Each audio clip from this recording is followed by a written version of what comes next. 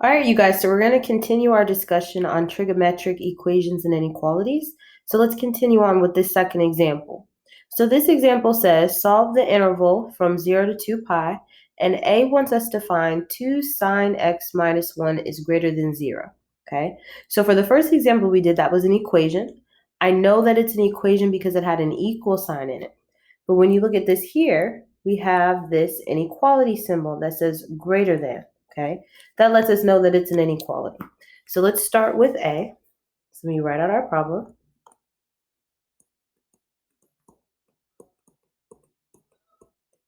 Okay, so the same steps that we walked ourselves through before. We want to figure out if our problem is linear or quadratic. We want to see how many trig functions are present. All of those same steps we want to walk ourselves through. So the first thing, I need to determine if this inequality that I've been given is linear or quadratic. So I look to see, are there any higher exponents than 1 in the problem that I've been given? And this one, no. So because there's no power higher than 1, the problem that I've been given is linear. So I know that already. Okay, so it's linear. The next thing I want to check to see is how many trig functions are present. So in this particular inequality, the only trig function that I have is sine. So I don't have to worry about making any other substitutions or doing anything like that because I only have one trig function. Okay, so I'm going to solve this like I normally would any inequality. So my goal is to get x isolated, which means that I need x on one side of the inequality by itself. So the first thing I'm going to do is I'm going to add 1 to both sides.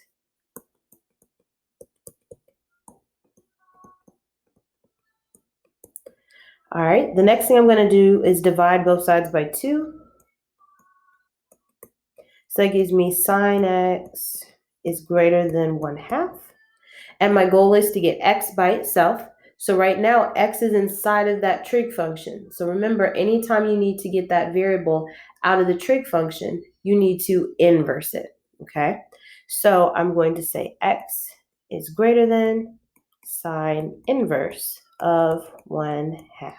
Okay, so this is telling me that I am interested in any angle whose sine value is greater than 1/2. All right, so let's go over to our unit circle. All right, so I'm interested in x. Oops. I'm interested in x is greater than sine inverse of 1/2. All right, so if I look here, let's change our color. All right, so remember your sine value is the same thing as your y value. So I'm looking for angles who have a sine value greater than 1/2. All right, so at pi over 6 here, we see that the sine value is 1/2. So we're not interested in where it's equal to. We're only interested in the angles that are greater than. All right, so let's move to the next one. So pi over 4 has a sine value of square root of 2 over 2. That's greater than 1/2, so that's good. So is pi over 3. So is pi over 2. So is 2 pi over 3. So is 3 pi over 4. And then here I go again with 1/2.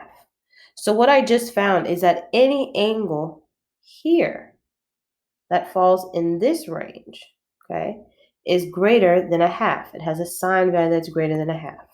So at pi over 6, though, it's not greater than 1/2. It's actually equal to 1/2. All right, so I'm going to go ahead, let me erase this. I'm going to put like an open circle here, okay, which lets me know that I'm not going to include that value, but everything up here is good. And then when I get to 5 pi over 6, I'm going to put another open circle there because I don't want to include that, okay?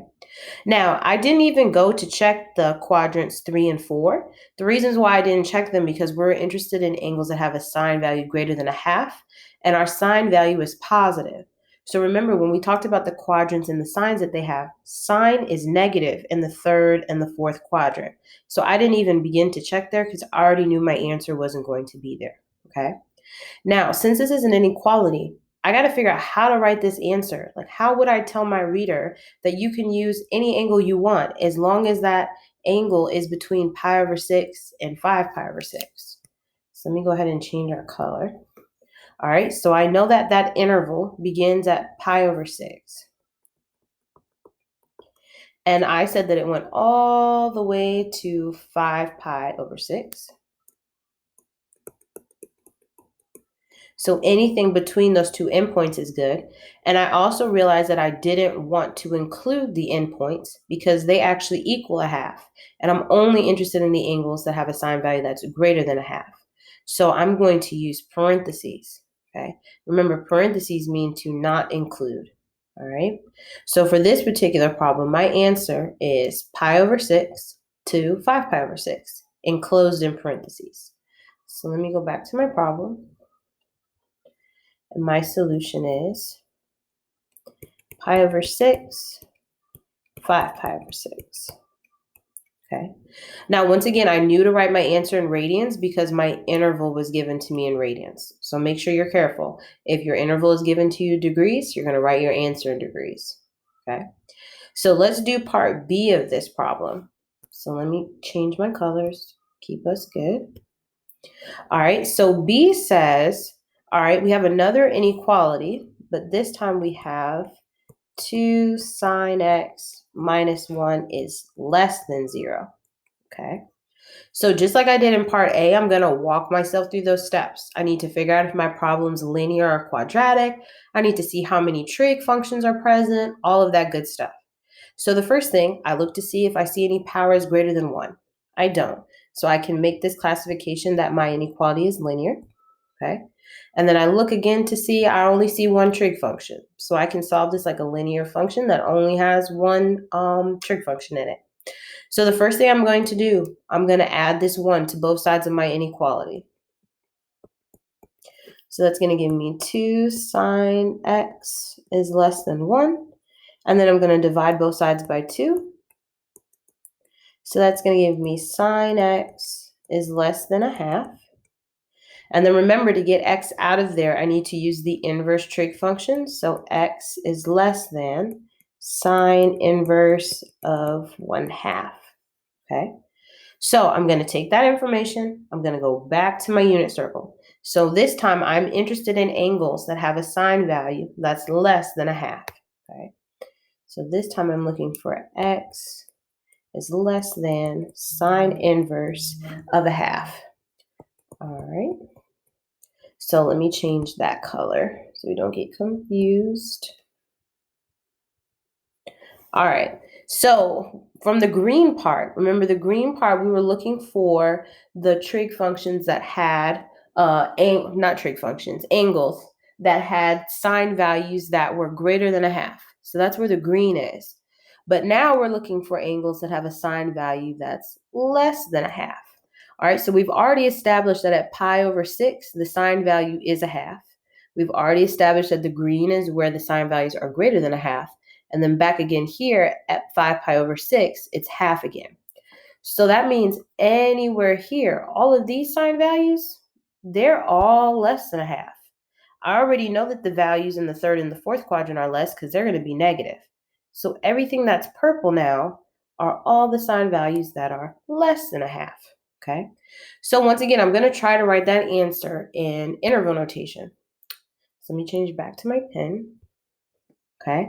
So when we write our answers, okay, anytime you're writing your answers in interval notation, you always want to write your smallest solutions to your greatest solutions. Okay.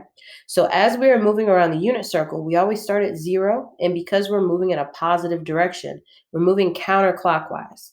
So if we start at 0 and we move here, I need to be able to tell my reader, how do I tell them that these angles work? Okay. So let me erase that. So these ones here.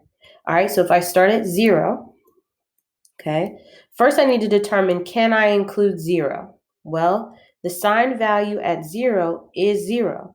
Is that less than a half? Yes, it is. So when I write 0, I'm going to write a bracket around it because I can include it, okay? So then I go to 0, and then I go back up to pi over 6. That's where I stop, okay? At pi over 6, I don't want to include this angle because it actually has a sine value that equals a half, but my problem is only interested in the angles that have a sine value that's less than a half. So it's going to get a parentheses because I don't want to include it, okay? All right, now everywhere that's green, we're skipping because that doesn't answer our question. So if you were to think about this like if you had Mario walking around this unit circle, it's like he jumps over this whole green part. So because he's jumping, we're going to be making a new set. I'm going to use in union, okay? And then I'm going to put where he lands. So he's going to land at 5 pi over 6. But I don't want to include that again because that sign value is actually equal to a half. I'm only concerned with the angles that have a sign value less than a half. So it's going to get a parentheses. And then if Mario was walking, he would walk all the way through all this purple. So that's the whole bottom half of my unit circle. And then he would come back to 2 pi. And then at 2 pi, am I going to use a parentheses or a bracket? Well, let's see. At 2 pi, the sign value is 0. Okay, so just by knowing that, we can include it. But let us go back and make sure from our original interval that they gave us in the directions that we can include 2 pi. So let's see. So here in our directions, they tell us the interval they're concerned with is from 0 to 2 pi. But do you see how they have a parentheses around 2 pi? That lets us know that even though they want to know what's happening in between here, they don't want you to actually include 2 pi in any of your answers because of the parentheses. So when we go to write our answer, that means that I'm going to put a parentheses here. Okay. Had they put a bracket in that original instruction, I would have left it as a bracket, but I didn't, okay? So this is going to be our answer. 0 to pi over 6, union 5 pi over 6 to 2 pi. So let me go ahead and write that under our work. So we had 0 pi over 6, union 5 pi over 6 to 2 pi. And that's it for that answer. All right, so you've solved both of those inequalities. You found where it was greater than 0 and also where it was less than 0. Cool.